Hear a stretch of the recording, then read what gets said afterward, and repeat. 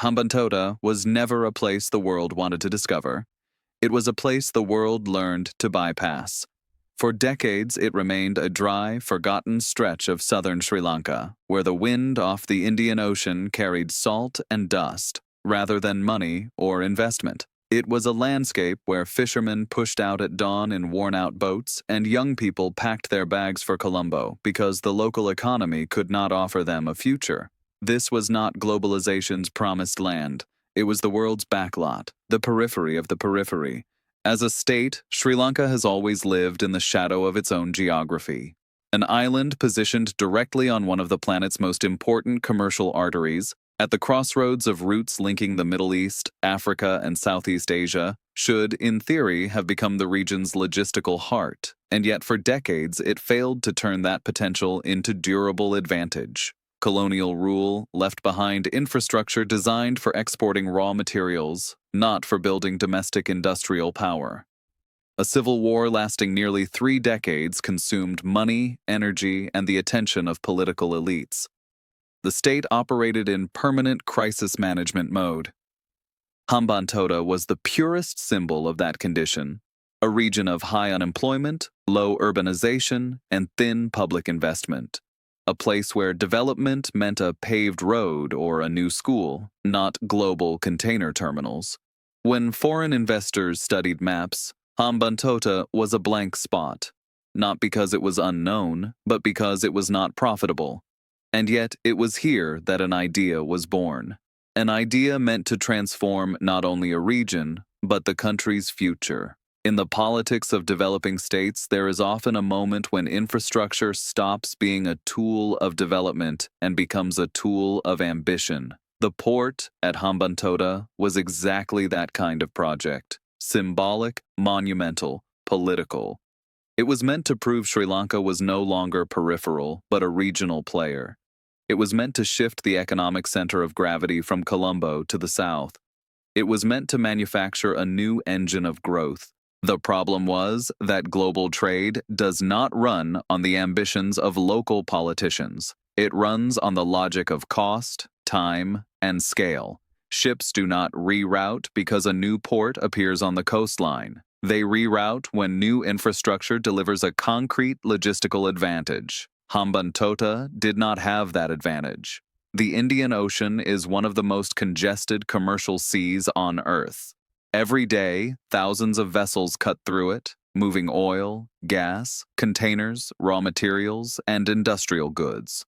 But most of those ships do not need new stops. They need proven hubs: Colombo, Singapore, Dubai, Salalah, places where transshipment is concentrated, where supporting industries exist, where logistics networks have matured. Hambantota was close to the routes, but not on them. That difference is invisible on political maps, but perfectly clear to logistics operators. A few dozen nautical miles off course translates into extra hours, extra fuel, extra port fees, and higher delay risk. In an industry where margins can be measured in cents per container, that is reason enough to sail past a new port. And yet, the project went ahead. Because Hambantota was never a purely economic decision, it was a political decision. The region formed part of the ruling power base. It carried symbolic weight in the local identity of governing elites. The port was meant to be tangible proof of modernization, a concrete monument to success, and that is precisely where the story begins to resemble what the world now recognizes as a textbook case of an infrastructure trap. Sri Lanka did not have the capital to finance the project on its own. Building a modern, deep-water port is not a tens of millions investment. It is hundreds of millions, sometimes billions. Cranes, berths, breakwaters, dredging, traffic management systems, energy infrastructure, an entire technical apparatus. Western financial institutions examined the plan and responded coldly. The risk was too high. Traffic projections were too optimistic. The business model was too weak. Banks and development agencies were unwilling to fund a port without solid economic foundations. For Sri Lanka, the implication was blunt. The project that was supposed to symbolize modernity stalled at the level of aspiration. And then another player arrived, China. For Beijing, Hambantota was not merely a port. It was a node within a wider strategy, a checkpoint on the Indian Ocean, part of a logistics architecture linking Asia with Africa and Europe. The objective was not immediate profit. It was infrastructural positioning. That difference matters. The West evaluated Hambantota through the lens of profitability. China evaluated it through the lens of long-term influence. The offer was fast, concrete, and bundled. State-backed loans executed by Chinese construction firms using Chinese equipment and technology. For Sri Lanka, it was the only viable way to turn the project from paper into steel and concrete. At the moment the first agreements were signed, no one spoke publicly about losing control. The language was partnership, development, modernization, the region's future. Construction began. Heavy machinery rolled onto the coastline. Breakwaters cut into the sea. Gantry cranes rose like steel trees. For local communities, it looked like the dawn of a new era. Jobs, investment, movement, hope. But alongside the concrete and steel, another structure began to grow, one invisible to cameras. A financial structure. Infrastructure loans are not like ordinary consumer debt. They are tied to contractors, timelines, management systems, and long-term service agreements. The money does not circulate freely through the local economy. A large portion flows back to the creditor country through contracts. Sri Lanka formally received a port. In practice, it also received debt. And the debt began to take on a life of its own. Once the port came online, traffic turned out to be far lower than forecast. The terminal sat underused. Cranes stood idle. Revenues did not cover operating costs, let alone debt service. The state began subsidizing the project from the national budget. Funds that should have gone to education, healthcare, and social infrastructure were diverted to keep the port afloat. Hambantota, once marketed as a development symbol, slowly became a burden. But the mechanism was already in motion. The port existed, the loans were signed, the contracts were binding, and the global infrastructure game was only accelerating. Sri Lanka found itself in a position many developing states would later learn all too well. Caught between ambition and reality, between a development promise and the brutal arithmetic of balance sheets, Hambantota became a test, not only for Sri Lanka, but for the world. A test of what happens when a state builds infrastructure it cannot sustain. When geopolitics collides with accounting, when one side's long-term strategy meets the other side's short-term survival needs. And it is here that the next chapter begins. The chapter in which debt stops being a financial problem and becomes an instrument of power. China's proposal did not arrive in Hambantota like a storm. It came quietly, through delegations, documents, memoranda, presentations filled with sleek visualizations of modern terminals, futuristic cranes, and ships gliding across a calm ocean. There were no ultimatums, no military pressure, only the narrative of development. For Sri Lanka, it sounded like an answer to everything missing for decades: capital, technology, speed, and, crucially, no political conditions. No lectures on governance reform, no media pressure, only simplicity. We build, you repay, everyone wins. That simplicity would prove the most dangerous part. China's infrastructure financing model differed fundamentally from Western development institutions. The World Bank, the IMF, and regional lenders demanded audits, environmental assessments, fiscal reforms, procurement transparency. The process was slow, complex, politically expensive. Beijing offered a package: credit, contractor, technology, equipment, personnel, everything in one move. Fast, efficient, bureaucratically elegant. For Sri Lanka's government, it was an offer too tempting to refuse. The loan agreements were signed largely with Chinese state banks. On paper, repayment terms looked manageable. Interest rates were not extreme. The schedule seemed feasible. But the real story was in the structure. The money was formally dispersed to Sri Lanka. In practice, much of it flowed straight back to China. Chinese construction firms executed the contracts. Chinese equipment was deployed on site. Chinese engineers supervised the project. Chinese management systems were installed inside the port's operational core. A closed financial circuit emerged. Sri Lanka was left with a physical asset and a financial obligation, without full control over the know-how or the port's operational spine. At that point, Hambantota stopped being just an infrastructure project. It became an architecture of dependence. China's strategy was not to seize control immediately. It was to build negotiating leverage over time, patiently, structurally. The port did not need to be profitable right away. It only needed to generate obligations. As the port underperformed, debt service became heavier. Sri Lanka's broader economy came under pressure. Weaker tourism revenues, export troubles, rising energy import costs, currency depreciation, inflation. Each year made repayment harder, and then the true function of the debt architecture revealed itself. There was no threatening phone call, no public demands, only technical meetings, working-level negotiations, offers of restructuring, and one pivotal suggestion: convert debt pressure into operational control. That was the turning point.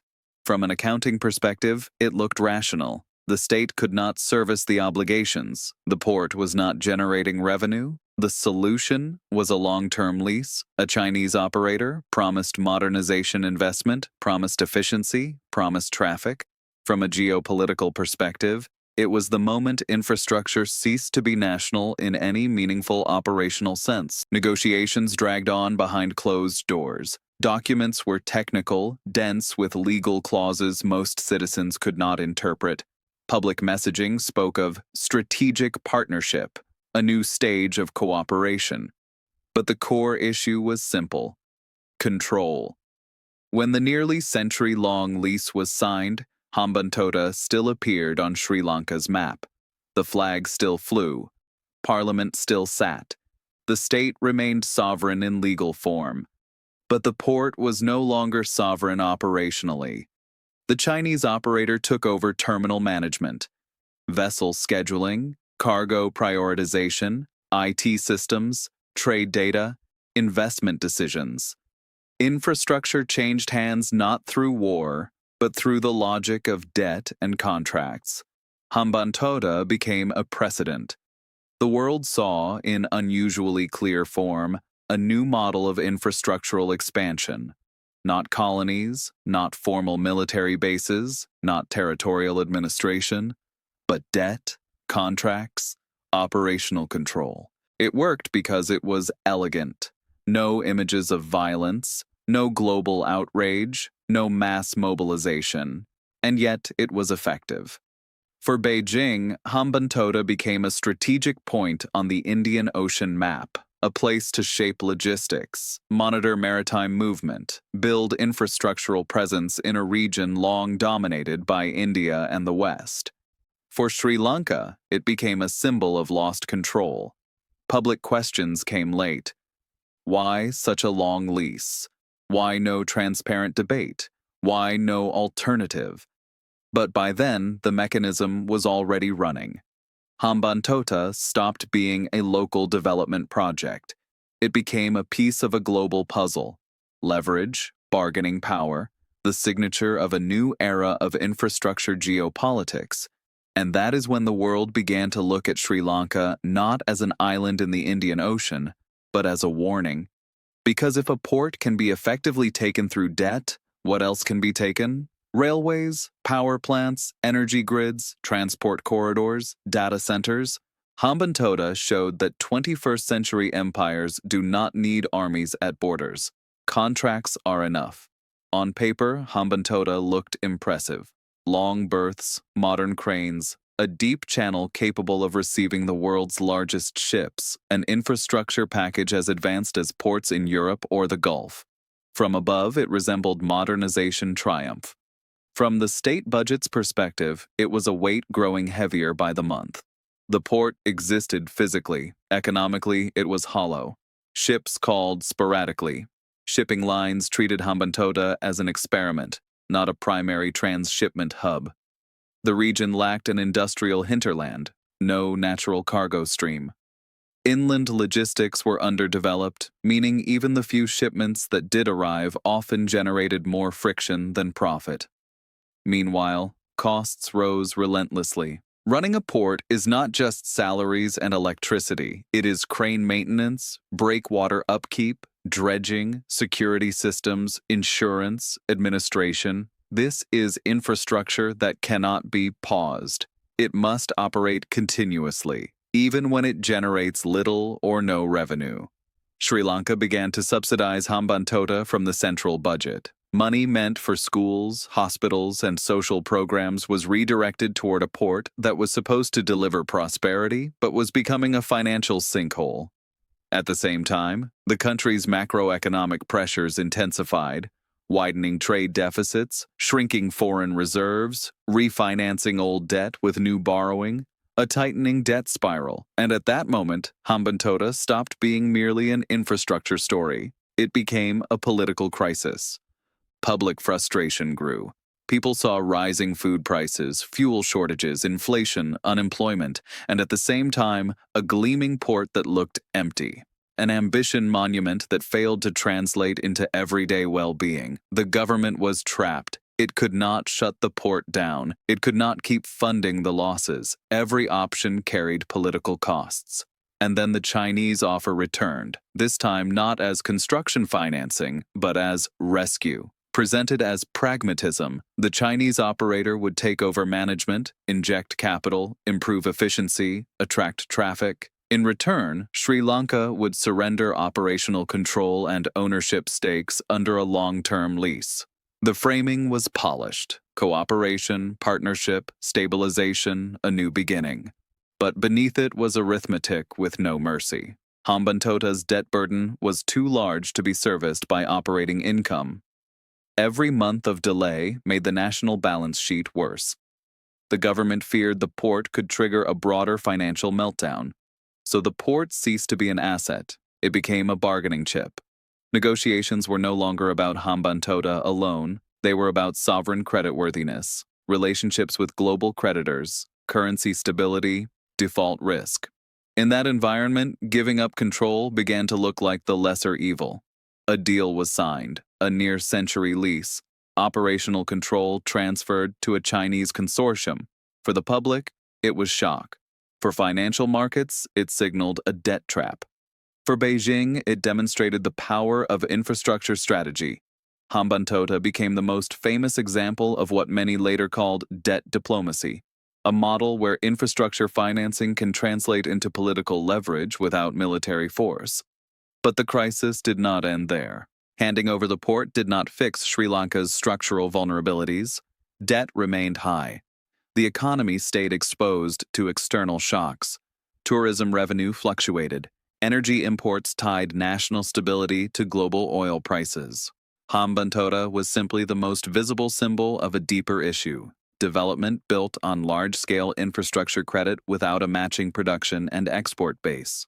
Systemic consequences followed: declining investor confidence, currency pressure, higher borrowing costs, rising default risk. And at that point, Hambantota stopped being Sri Lanka's local story. It became a global warning signal. Governments across Africa, Central Asia, and Latin America began reevaluating their own Chinese-financed infrastructure projects.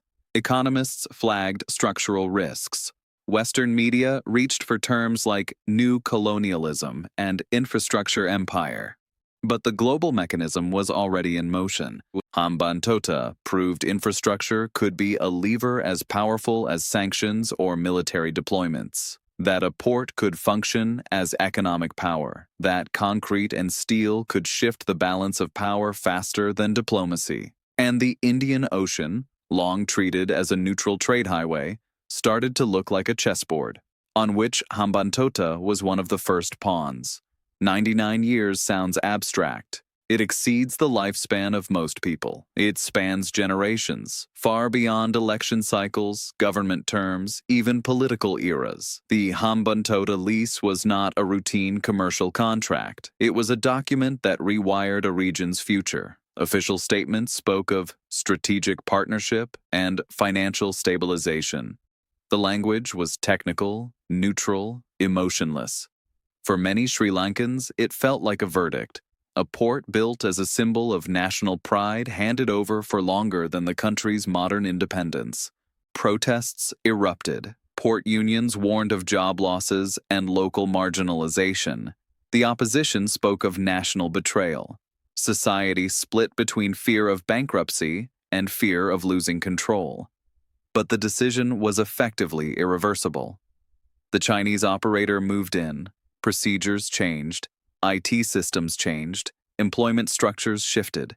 The port began running on logistics standards set by its new operational master. From the outside, it looked like professionalization, efficiency, modernization. From a state perspective, it meant something deeper, loss of control over a critical infrastructure node.